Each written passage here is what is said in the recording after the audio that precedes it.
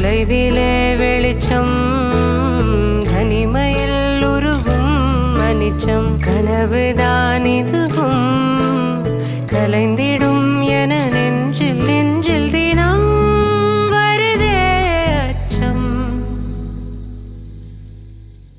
மேகதூதம் பாட வேண்டும் மேனி மீது சாரல் வேண்டும் காளிதாசன் காண வேண்டும் வானவில் வரும் வாழ்வில் மீண்டும்